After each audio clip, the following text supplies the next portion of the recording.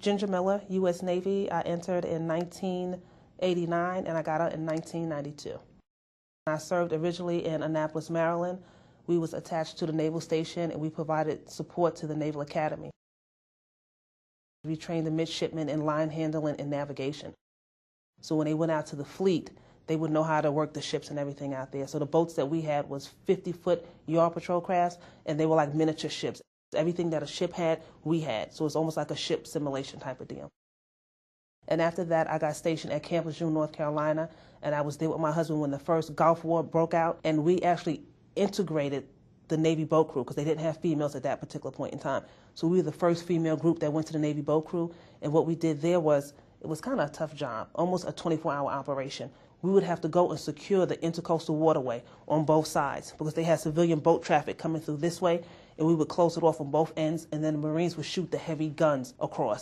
And sometimes the artillery would come like right next to the boat. You have this gushing water.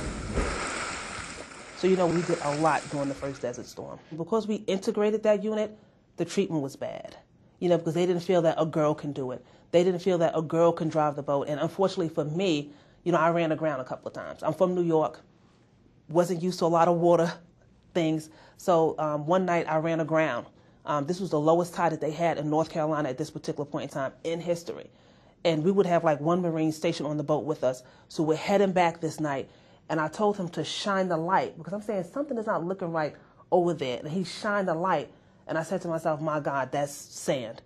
And I'm going like full speed ahead. We hit the sand, the boat stops, and we go flying. You know, I flew into the windshield. They had to get an ambulance. And they're like, you know, we told you girls can't do it. So I kind of like had to come back and redeem myself. So we got some pretty bad treatment when we had to integrate that unit, being the first females in that boat crew. We had one guy there who was rough with females. He would kind of talk down to us. But I had to stop him one day and said, listen, I'm serving this country like you're serving this country. I'm somebody's wife. You have a wife at home. How would you like it if her employer talked to her that way?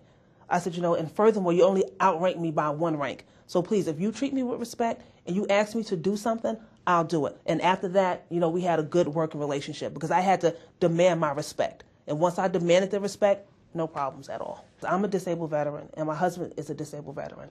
And my husband got out before I did, and he had a job that was lined up in Pennsylvania. And we went to stay with my family in New York. And when that job got canceled out, we had nothing. And we ended up being homeless. We were homeless. We lived in substandard conditions for 3 years. I worked 3 jobs and went to school full-time using Evoke Rehab with a child.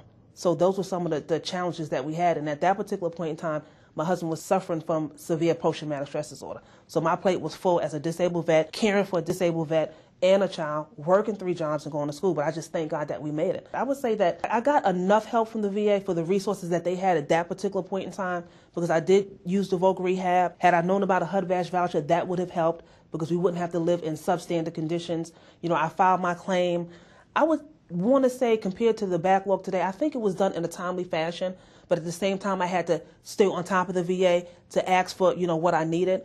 And that's one of the reasons why I started my nonprofit organization to go back and help those veterans that's going through that transition period. Because what I find is that when you get out of the military, you're in a mindset where you're still in the military. You're safe and you're secure. You're getting a paycheck on the 1st and the 15th. Everything is right there on the base. But then when you make that transition into your civilian world, everything is not there.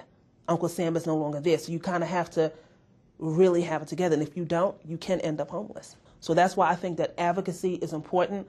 And that's why I'm a strong advocate for everything that has to do with veterans. My advocacy efforts have got me appointed to the Maryland Commission for Women and the Maryland Caregiver Support Coordinating Council. So I have 2 governor appointments, and I use those appointments as vehicles to navigate to veterans in the state of Maryland.